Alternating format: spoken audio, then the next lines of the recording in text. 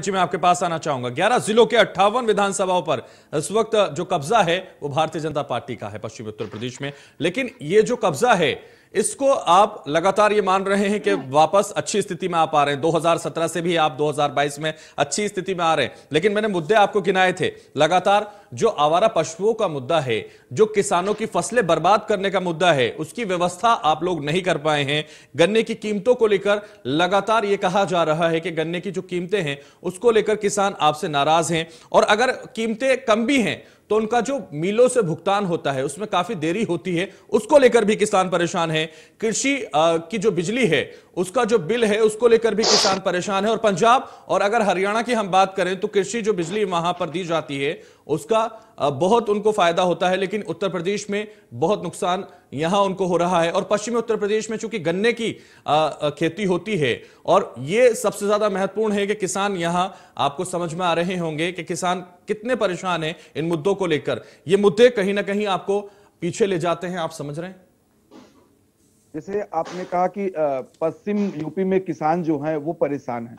मैं आपको बता दूं, भारतीय जनता पार्टी ने जितना हित किसानों का किया है शायद ही पूरे स्वतंत्र भारत में किसी ने गाड़ी के पहिए के नीचे तक कुचलवा दिया। इससे बड़ा हित क्या आपको मैं बता, मैंने आपके बारे में सुधांशु जी मैं आऊंगा अपनी बारी पे, आप जवाब दीजिएगा। ठीक है, तो आप सोच देखिए, किसानों के हित के लिए 6,000 रुपया सालाना पहली बार किसी सरकार ने, दुनिया की सबसे बड़ी परियोजना है कि जो अपने किसानों को इस तरह से फंडिंग करता है उनकी आय को ठीक करने के लिए, उनकी आय को सुदृढ़ करने के लिए।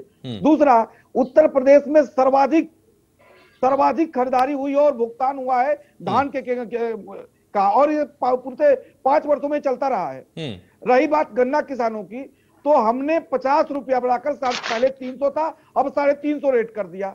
और गन्ना भुगतान का उत्तर प्रदेश में सर्वाधिक रिकॉर्ड भी, ये भुगतान का 1,41,000 करोड़ का भुगतान जो है वो भारतीय जनता पार्टी ने किया है और इसी वर्तमान सरकार ने किया है। ये पश्चिम के किसान इस बात को, और वरन पूरे उत्तर प्रदेश के किसान इस बात को ठीक ढंग से जानते हैं। दूसरी बात, आपने कहा आवारा पशु, ये होंगे इन लोगों के लिए, जो राजनीतिक दल है इन लोगों के लिए वो आवारा पशु हो सकते हैं, परंतु हमारे लिए वो गोधन है।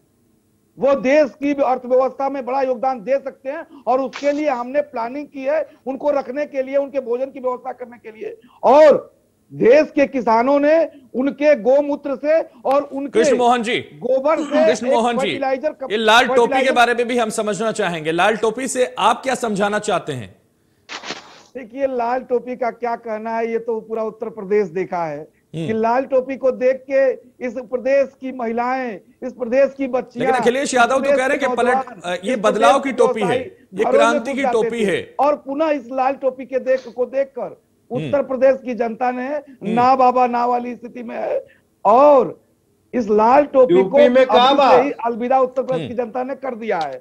हाँ, ये है, रिजल्ट 10 को आना बाकी है। मित्र अभिषेक जी जो है, उस दिन 10 को इनको भी समझ में आ गया। मोहन जी, अभिषेक जी पूछ रहे हैं यूपी में काबा, उत्तर प्रदेश की जनता कभी खतरा बर्दाश्त नहीं। कृष्ण मोहन जी, अभिषेक जी पूछ रहे हैं यूपी में काबा, यूपी में बाबा बा, और यूपी में मेडिकल कॉलेज बा, यूपी में फर्टिलाइजर कंपनी में अवर शिल्पग्राम बा, जो यूपी में आपने पूछा सब है, जो यूपी में लखनऊ मेट्रो का 5 वर्ष में वो सब है की एलिवेटेड रोड बा। कृष्ण मोहन जी, ये सबको पता चल जाएगा इलेक्शन का जब रिजल्ट आएगा, और ये सब हम यहां बैठकर बताएंगे कि यूपी में काबा, उसके बाद सब साफ हो जाएगा।